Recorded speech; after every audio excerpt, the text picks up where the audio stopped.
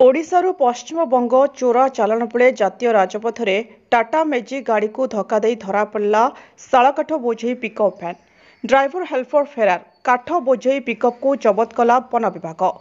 सूचना अनुसार गत गुरुवार संध्या समय बालेश्वर जिला जलेश्वर थाना 60 नंबर जातीय राजपथ उपरे थिबा दोकान गुड़िकरे ठंडा पानीय जोगाउथिबा OD01 AJ1465 टाटा मैजिक गाड़ी को गायत्री पेट्रोल पंप निकटरे ओडिशारू पश्चिमबंग आड़कू जाउथिबा OR11C3938 पिकअप भैन पछपटू धक्का देइथिला।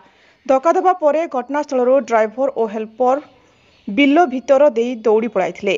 तेबे ड्राइवर हेल्पर पळाइजिबा देखि स्थानीय लोके संदेह करी पॉलिथिन घोड़ा जाइतिबा गाड़ी को खोलिबा परे सेथिरे शाल काठ बोझे होइतिबा जणा पड़िथिला। शाल काठ देखि लोके जलेश्वर वन विभाग को खबर देइथिले।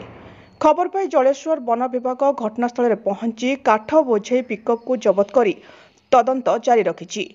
बालेश्वर जिलूर मानस रंजन बेहरा रिपोर्ट, ज्योतिप्रभा न्यूज।